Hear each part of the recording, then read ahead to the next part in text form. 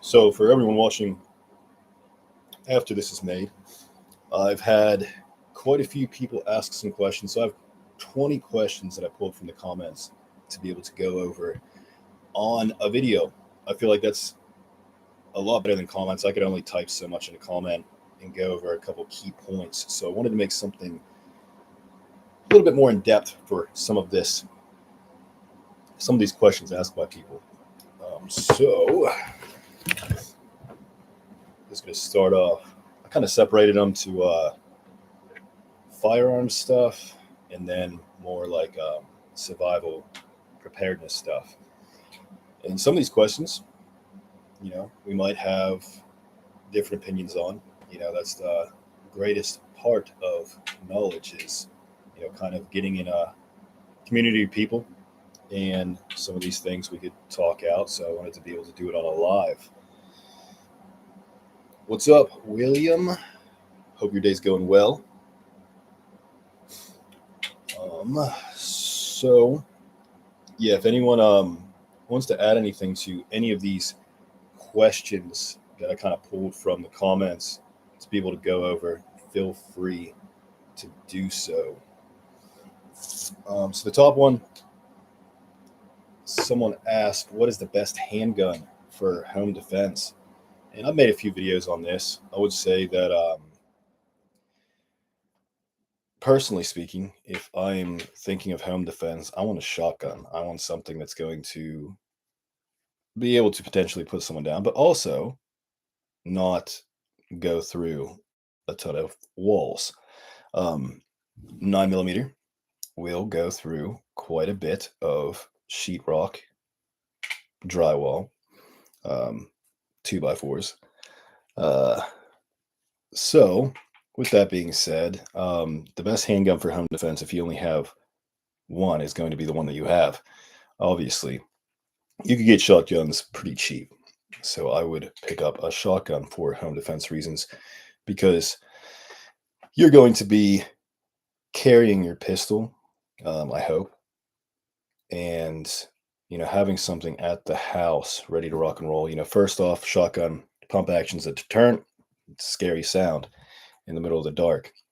So everyone knows that sound. I mean, in movies they even put a shotgun racking sound over pistols, which is crazy, but it's just something that everyone knows the sound to.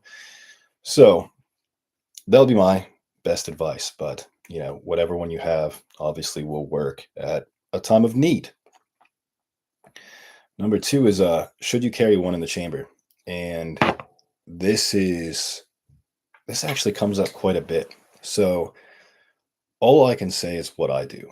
I carry one in the chamber because there's been plenty of instances to where when I first got into these things, it was scary to do so. And that couple extra second it takes. Yeah, Mossbergs are great. Yeah, you could get them. I think I got mine for $200. I'm pretty sure. Like, you could find them almost anywhere, and so many people have them. But yeah, I carry one in the chamber. If someone else is not carrying in the chamber, you already have an advantage.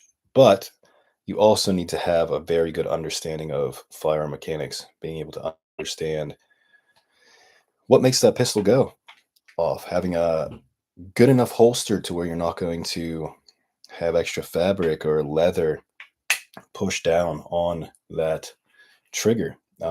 These are all things to be kind of aware. So do your research. But everyone out there should be wanting to get to the point of carrying one in the chamber.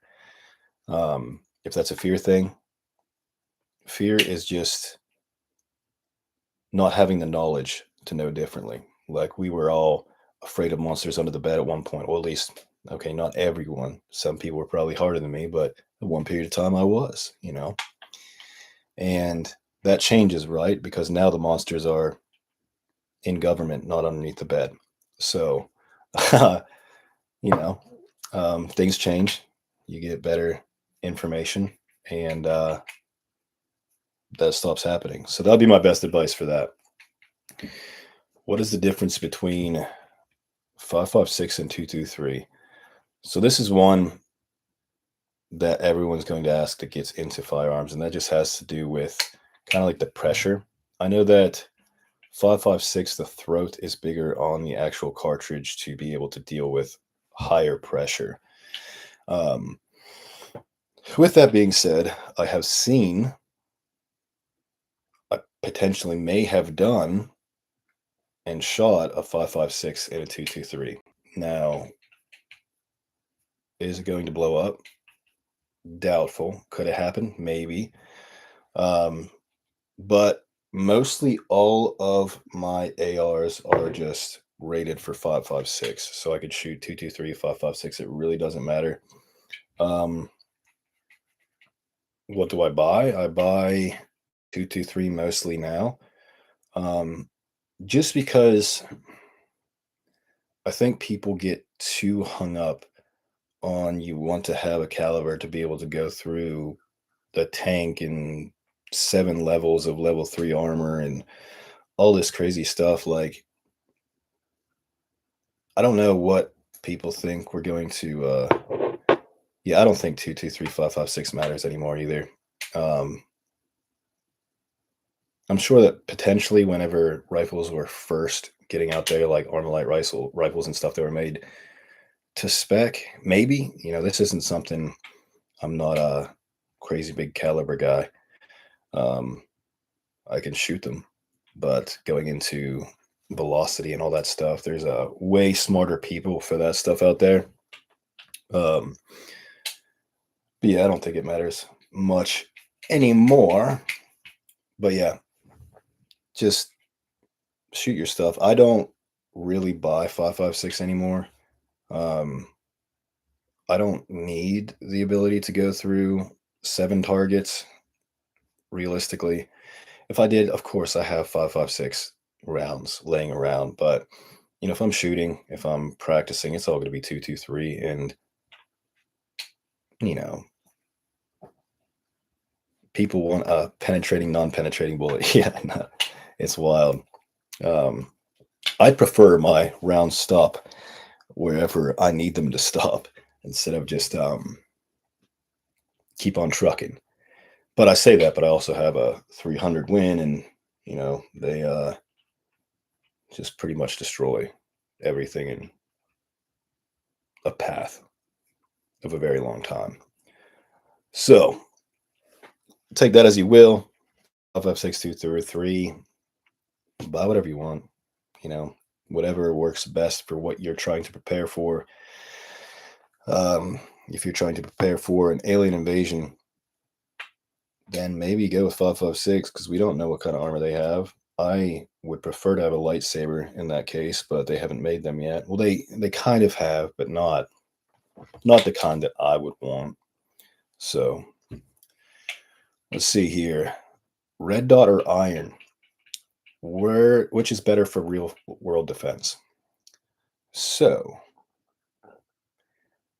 I would say that this is person to person. I know plenty of shooters out there that would wipe me out in a shooting event with irons. For me personally, red dot's faster for me. You have to focus on one thing instead of two. So it's just quicker to get that sight picture.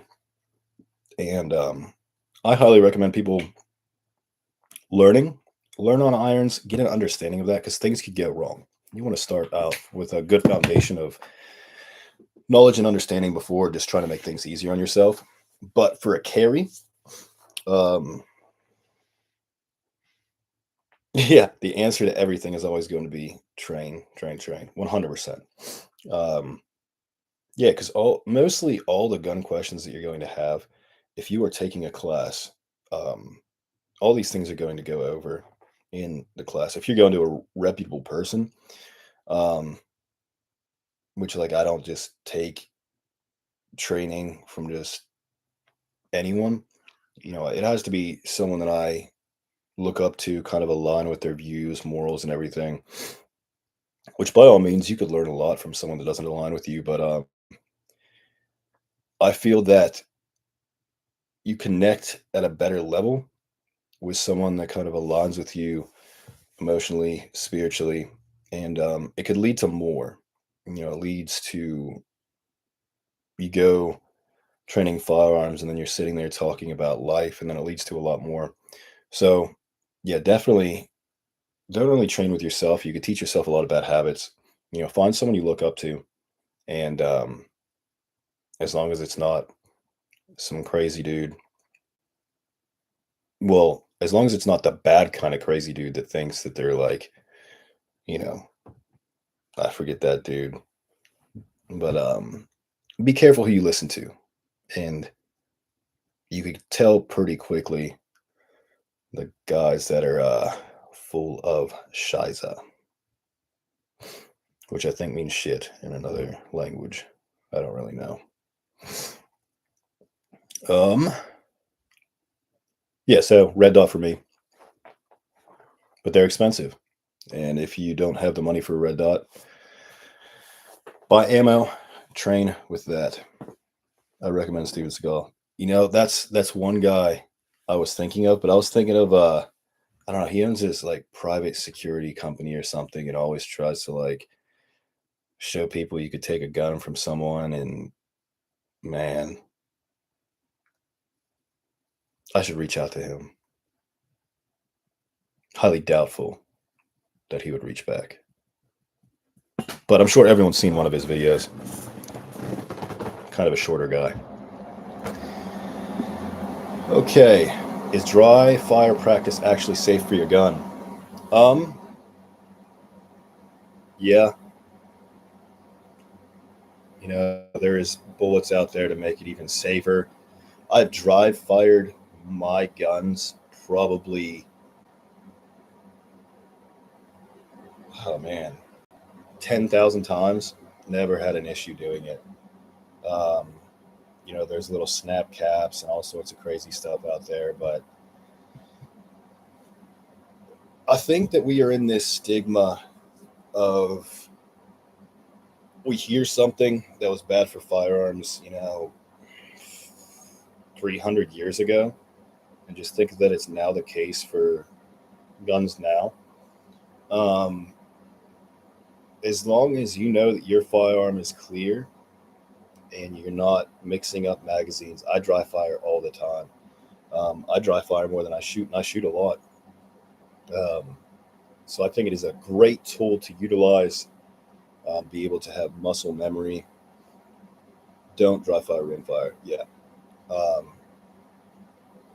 but like pistols and stuff, uh, I think is a great tool that everyone can do, that you should do if you're doing it in a safe environment. Um,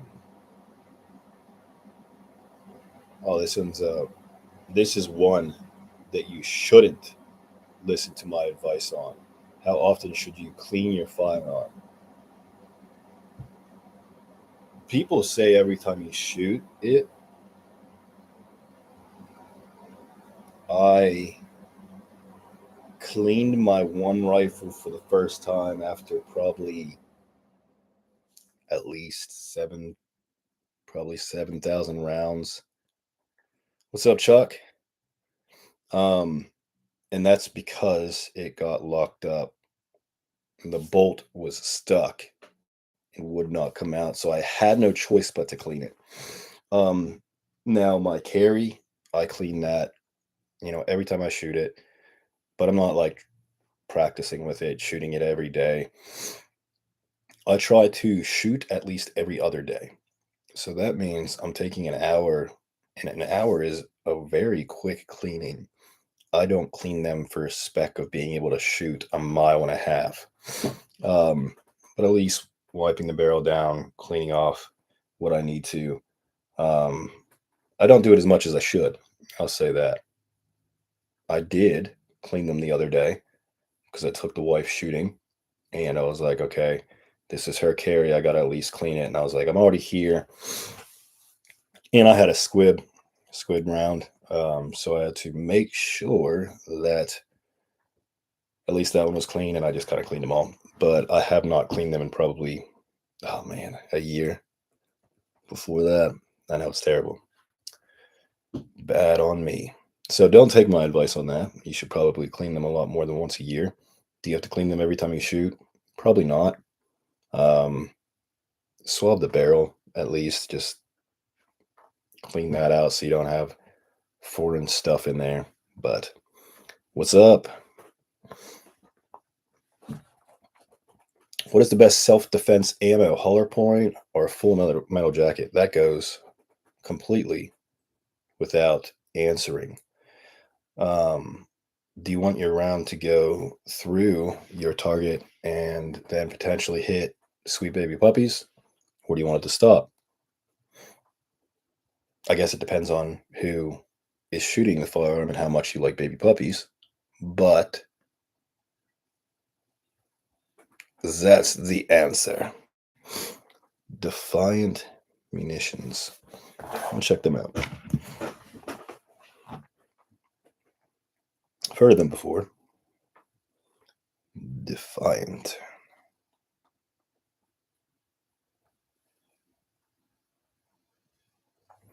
Oh yeah. That is that would hurt quite a bit. Soon to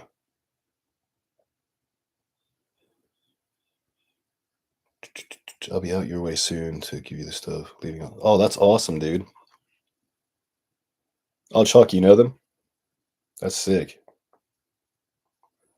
Yeah, that round would mess someone up and stop where you need them to, which is important. So yeah, I would highly recommend getting a round to stop where you want it to. What is the biggest mistake new gun owners make at the range? Flagging people. Um, so I've been going to Airsoft in Nashville. It's a group of people, the barracks, a couple of the yeah, I was gonna go through that too. Um, and a couple of the SF guys get together and kind of go up against some people, and um, I kind of go with them and do fun stuff and just get shot. But the flagging in that is just wild because it's airsoft, right? But these things look real, and like in the back of your head, it's just rough. I'm not gonna lie. Like just people just waving them around, pointing at each other, shooting each other jokingly, and it's just like this is scary. Because when I'm doing it, I in the back of my head am thinking in a standpoint of like real, firearms to where like I'm kind of manipulating the firearm, safely, and they're just running through and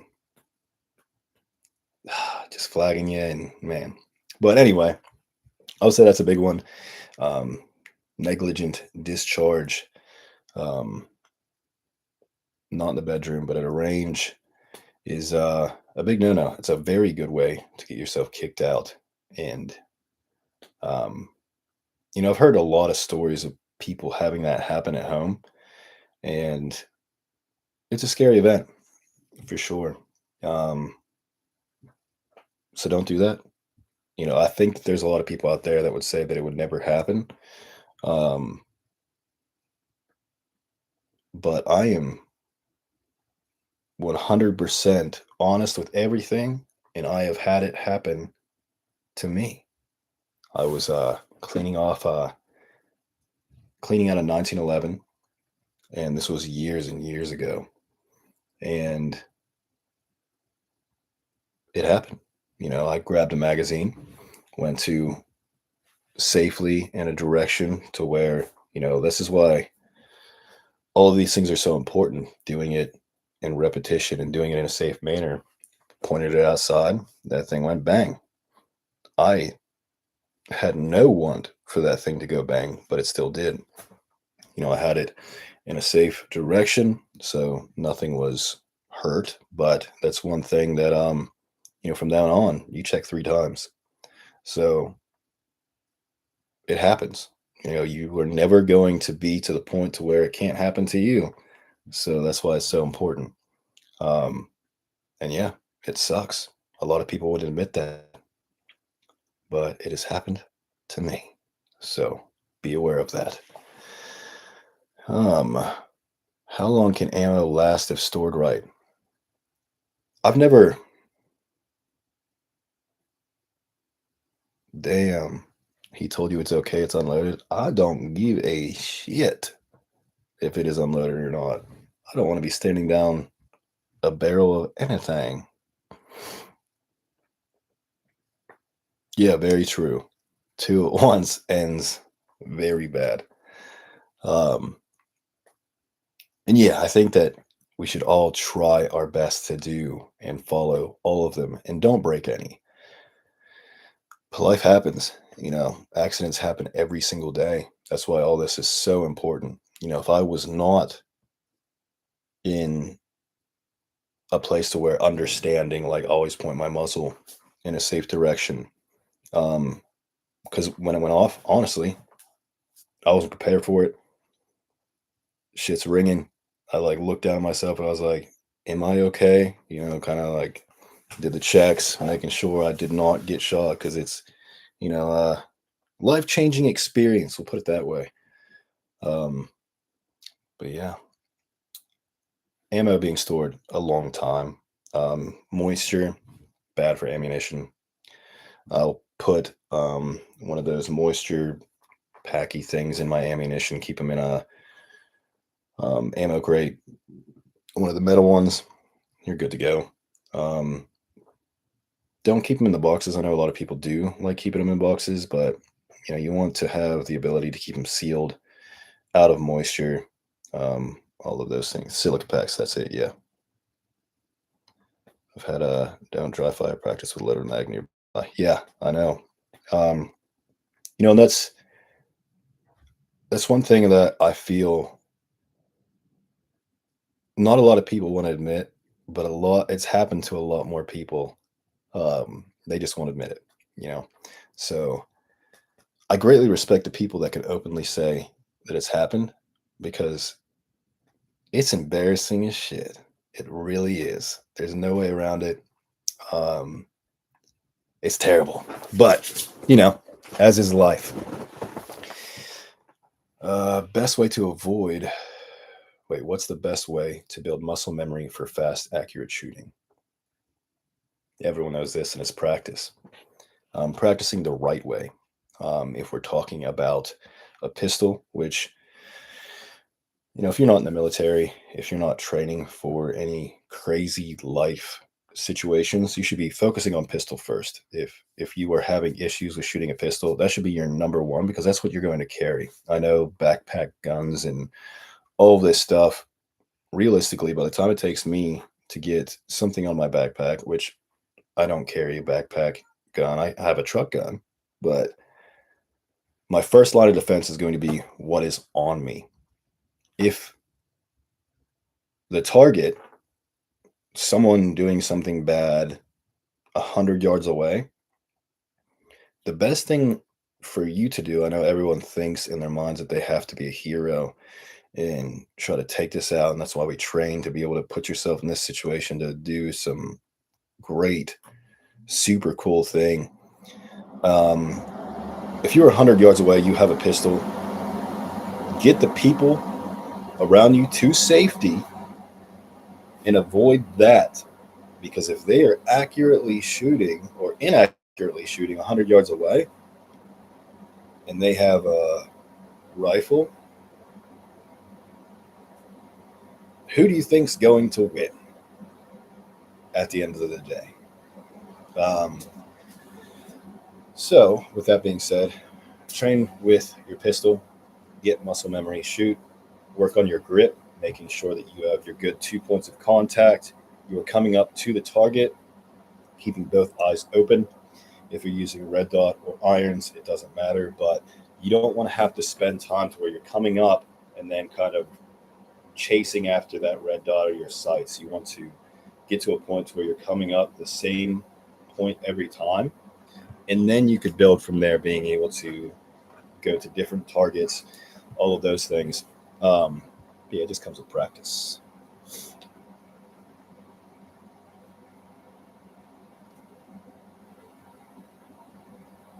If you didn't have an ND, you are the same as the guy that says he never lost a fight. Either you don't do it enough, or you're like, yeah, for sure, 100%. It does. Training with a pistol makes rifle easy, 100%. Rifle, like you have so much more locked in, so much more contact on that rifle. Instead of just 2 points of contact, you have one, two, three. You could use your whole body to mitigate recoil, all of those things. Um, so yeah, that is the main ones for gun stuff. Now we're gonna go on to a couple of the preparedness stuff, and everyone loves gun stuff. That's the main videos that get the most views on my channel. But I also made this to have people be able to prepare for natural disasters, anything that comes that you're not ready for. So I wanted to go over this stuff too, because it is very important.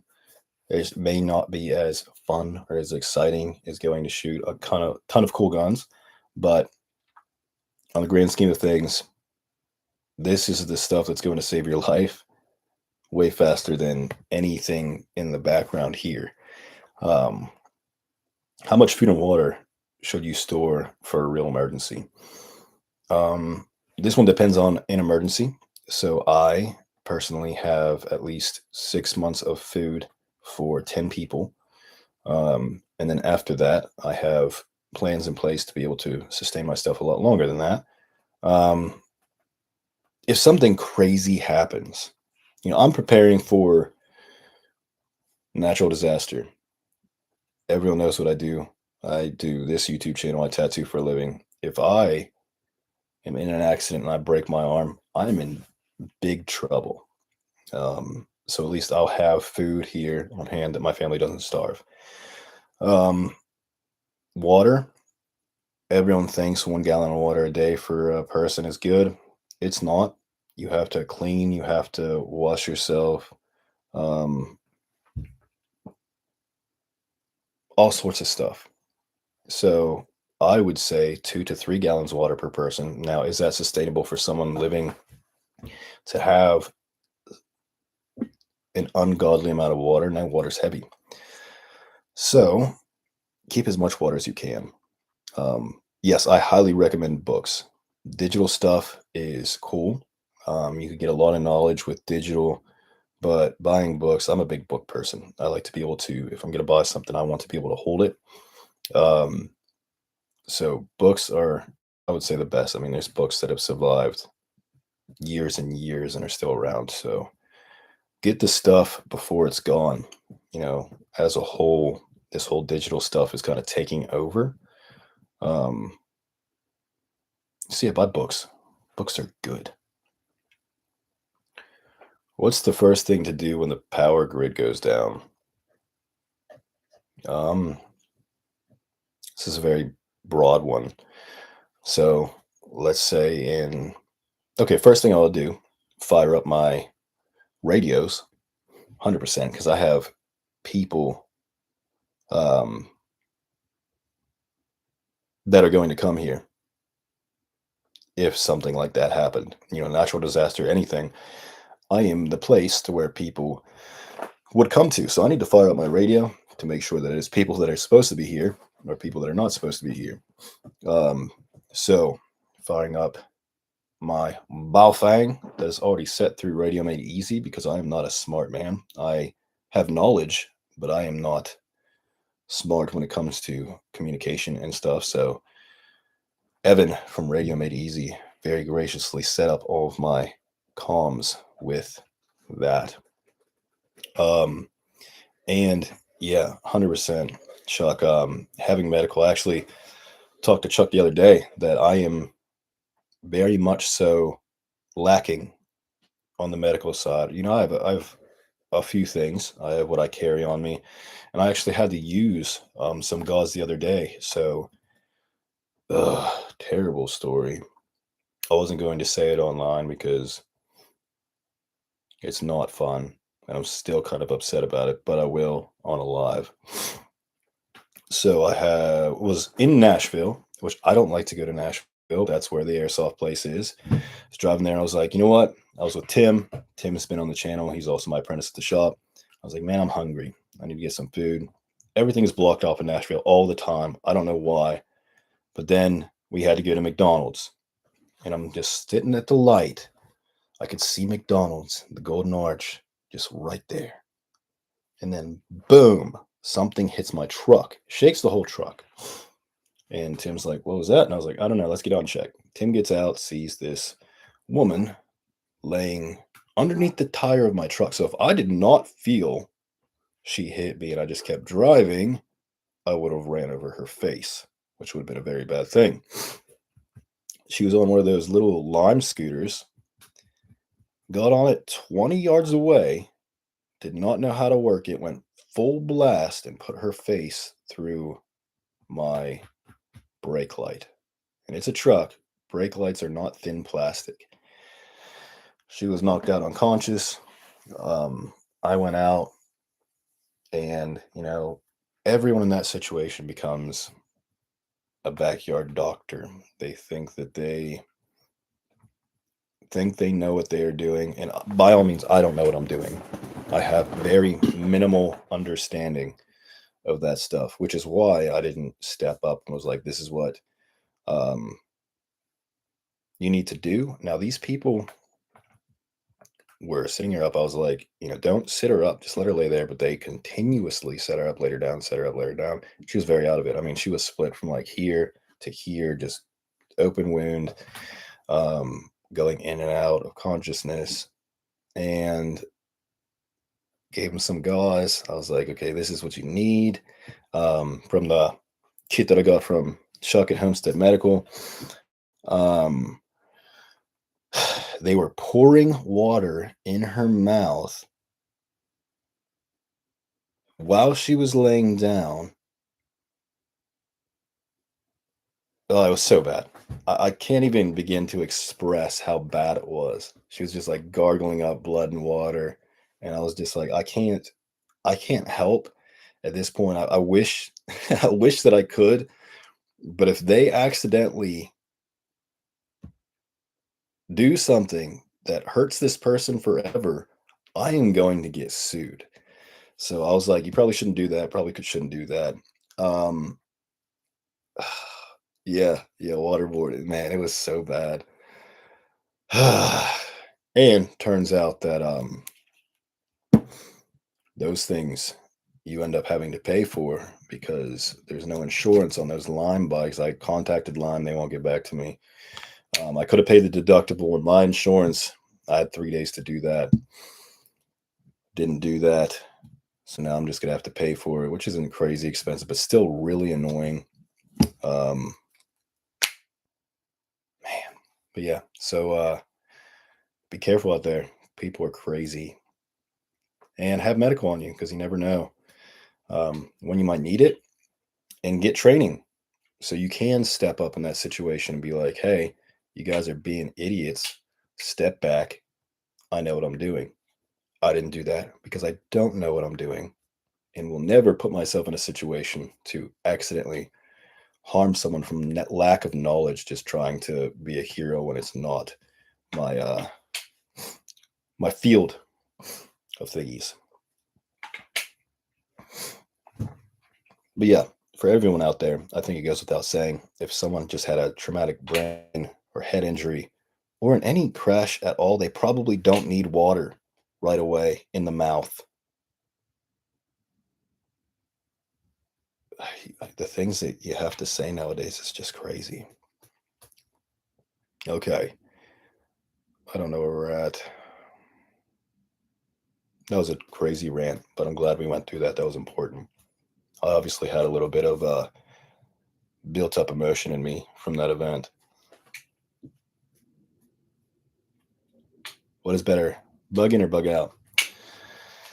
I prefer bugging in. I have a family. Bugging out at this point in my life is not going to work. But have a plan for both. Have a backup plan for both. You should have things in place for anything. Without plans and structure, we are no better than animals out there in the world. So use your brain, Come up with a game plan. Unconscious people can't drink water. I mean, you could do the old. I don't even want to bring that up.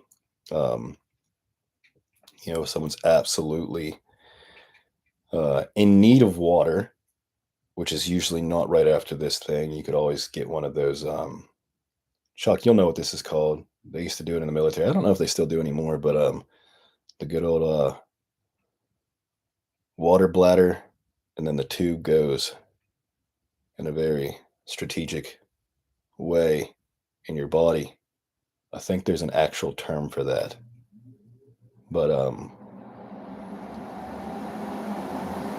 or an IV.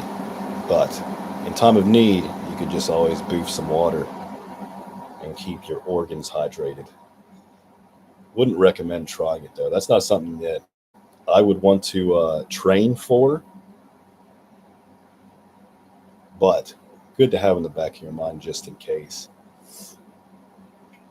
See, I'm bugging in.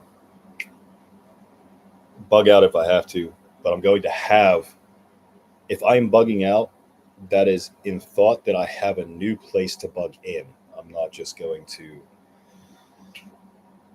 out there try to be Rambo because I'm not as big as Rambo.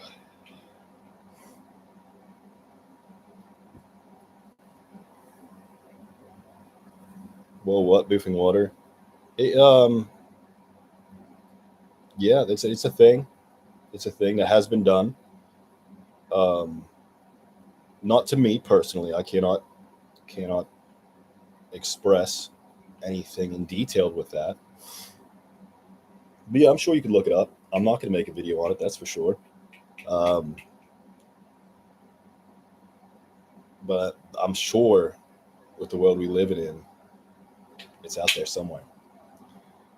How do you purify water if your filters run out? Don't let your filters run out. But if they do, um, you know, make sure you're boiling it. Um, you could filter water through a lot of different things. You can filter it through shirts, boil it, charcoal. Um, you could boil the water, catch the evaporation from that, and that'll be, you know, I don't. Technically speaking, is that would that be distilled water? Because it's taking all the minerals out of it and everything. I believe so. Don't quote me on that though. Um, so yeah, plenty of different ways to be able to filter water without water filters. I have a Berkey, so I have backup filters too, so that'll last a while. I'm also not going to put just absolute disgusting water in a Berkey because that'll rip up your filters even more. But I'll strain it through, some t-shirts, some different layers of things before throwing it in the Berkey. But Berkeys are the shit. What is the most overlooked item in a bug out bag?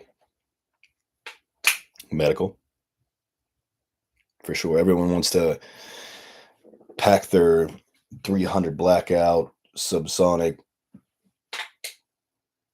gun to be able to wipe out zombies and all sorts of stuff. And they have a long gun, and then 3 pistols, and then enough ammo to, you know, and then you're carrying 300 pounds of stuff because you only have 2 arms and you're carrying 4 or 5 firearms. I hope that the people out there that are doing this don't ever have to use it because you're going to get a scrape and die from infection, which would be super sad. Super sad. But yeah, I would say medical. Even for me, like it's a lot more fun to buy ammo and firearms. I am right on board with all of that. I mean, I just got into airsoft and bought an airsoft rifle that is just as much as my regular firearms, which is crazy. It's so crazy. The things you do. Um, but, medical is so important. Think of how many times, I mean, for me personally, I've had to use tourniquets. I've hacked my leg with an axe. Um, I've had plenty of near-death experiences throughout my life that I needed help. People have called me to suture them up and to help them. And what happens if you don't have that? Game over. So I highly recommend that everyone looks into medical. And I'm not talking just boo-boo stuff. Like, yes, you could absolutely rub some dirt on it if it's a little scratch, but if you are bleeding, you need a tourniquet. Everyone should have a tourniquet on them 24/7. Calling myself out right now. I failed. There's probably one on this table somewhere. Maybe. Wait.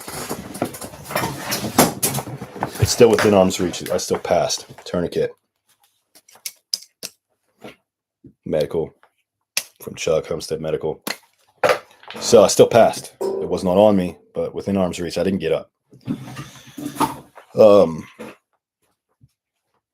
Yeah, train on that stuff because, I've learned how to suture watching people and, doing it over and over and over again, practicing. But I took a class from Chuck and I was able to learn so much more just listening and go to someone that actually can teach well. It's not just a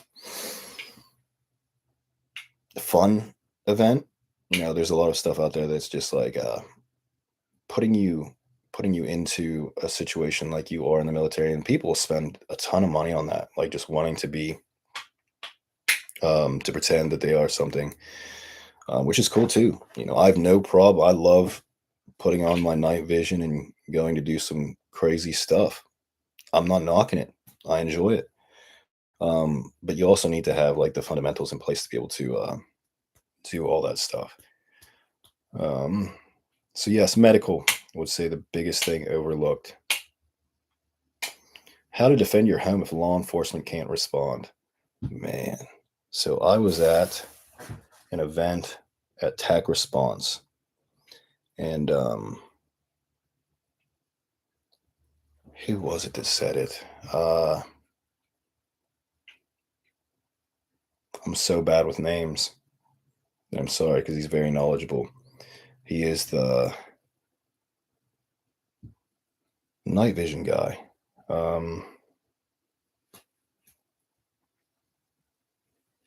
Don't want to move. Chuck, you know him. Night vision godfather. Don Edwards. Thank you. Yeah, great guy. And he gave some really good advice for this. So throw down some Dawn dish liquid with some water. I promise you, it's going to ruin someone's day. They're going to be slipping everywhere. They're not going to know what hit them. I would say that that's just as effective as a flashbang in that instance. They're going to be hurting themselves. It's going to be awesome. So, and then I do not rely on law enforcement ever. You are always going to be your first response. So get in shape. Don't let yourself become a liability for you or your family. I'm not in the best shape of my life. If you told me to throw on my plate carrier and run 3 football fields, I would be hurting. Very much so. But I work to be better every single day, and that's all that matters. Try to be better than you were yesterday. Yeah, like how to defend your home if law enforcement can't respond. You should never rely on them to begin with. So, exactly what you are doing, if it wasn't good enough, game over. So try harder.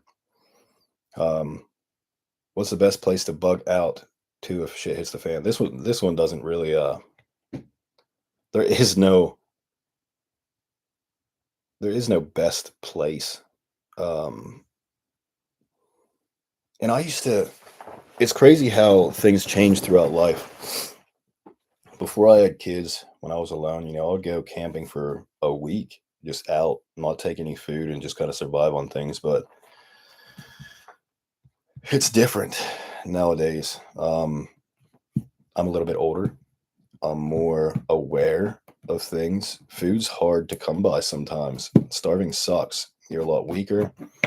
Um, I just don't foresee bugging out to be a positive thing. Now, has an event ever happened to where these things were actually tested in a real life situation? Other places, yes. Um, but, I had a plan that in my old place when I was in Murfreesboro, Tennessee, fairly close to the Rocky Mountains. That was a good place. I had like a map that showed me because there's not really anything around, but I think people forget about how hard it is. I mean, people have gone hunting, okay? But if everyone's doing that same thing, it's going to get a lot harder. So all these places to where people are like, okay, I'll go hunting there. Everyone's going to go there. Everyone's going to try to hunt. Deer are smarter than we like to think. If everyone's shooting in one area, they're going to go somewhere else. So I prefer to have what I need here. It's a lot easier for me to protect something that I know that the other people don't know. If you've gone through any intel training or like scoping out an area, that takes time. You have to understand even the simple things of how doors open, blind spots, where lights are. It's a lot easier to protect something than going out in somewhere that you're not aware of. Because in the woods, people can stay pretty hidden and you could walk on someone without even knowing. So if you have to bug out, get to somewhere that you could bug in again. Have plans in place. Don't just try to go out alone. Like, it's not going to work. And if it works for you, awesome. If this happens and you last longer than me, congratulations. I am wrong. At the end of the day, it doesn't matter anymore because I am with God and is what it is. But I'm bugging in. What's the truth about EMPs where your gear really stopped working? I'm not an expert on this. I'm not going to pretend. I mean, I have EMP protectors, but will it actually happen? I don't know. It hasn't happened yet. Probably. Um, yeah, I'm not going to try to BS my way through that one. I'm sure that there's some other people that are way smarter on that subject than me. How long would you survive if you lost everything tonight? If I lost everything tonight, including my life, not at all. If I lost everything that I own, I'd last a while. Because if I lost everything that I have a very good group of people that it's hard to come by. A group of, I would say, family um, that wants the best for you. So I could honestly say that if I lost everything, if my house caught on fire, I lost literally everything today, woke up tomorrow, I would have plenty of text messages, um, and I would be okay. And that's what everyone should look forward to. Um, Knowing without a doubt, and this comes with showing yourself, right? Not BSing, not trying to be something that you're not. There's a group of people out there for everyone. If you are 100% yourself and 100% truthful, and even if people don't like it, you're going to align with people, you're going to build trust with people, and they are going to be there for you.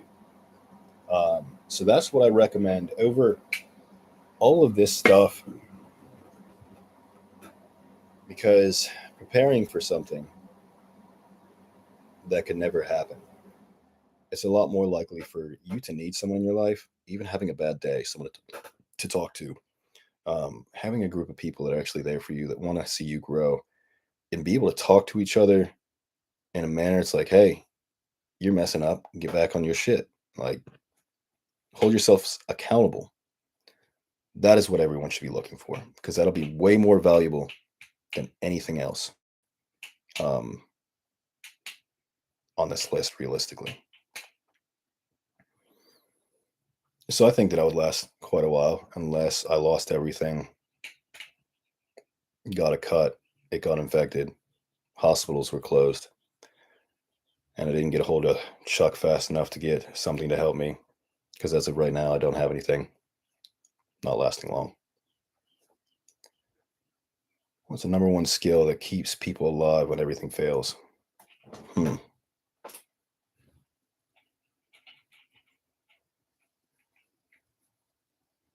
Bartering.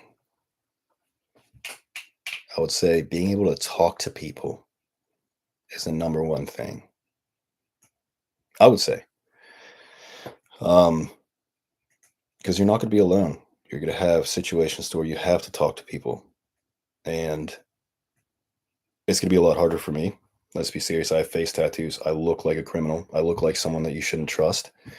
And it is what it is. That's why I have to have knowledge. I have to have credible information behind me to be able to prove myself, to help people feel less. But, as a rule of thumb, people are going to be like, no, I wouldn't judge you, all these things. And I understand. If I was walking on a side of the road and someone looked like me, it was me, walking on the same road, I'd probably think about changing the street. Be like, this guy's probably going to try to run my pockets. So it's instinctual. It is a way that we protect ourselves, and that comes with just how we're wired. So yeah, having a skill set, being able to talk, know what you're talking about. Only talk about things that you know what you're talking about. If I'm in a conversation and someone's speaking on something that I don't know, I'm not going to try to chime in just to get myself in a conversation. I'm going to sit and listen. They have valuable information that I would like to learn. I don't need to be the center of attention. And I think a lot of people just want to try to assert themselves in conversation to try to one up. Sometimes it's better just to shut the hell up and listen. I've learned a lot throughout my life, and I used to be that way, always trying to get in a conversation and have my opinion. Doesn't matter. I've learned a lot more to shut my mouth. But yeah, that's the 20 questions. I hope this was able to clear something up. Maybe. Or maybe it makes you ask more questions. I'm sorry, but to me, you look like someone that had a bad life, has fixed it, but I've been around some crazy guys. Yeah. Yeah. Me too.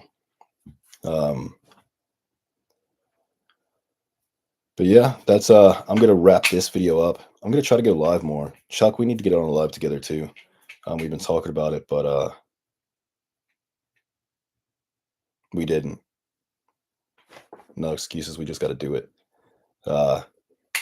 See, I'll message you after here, and we'll think of something. But I hope everyone has.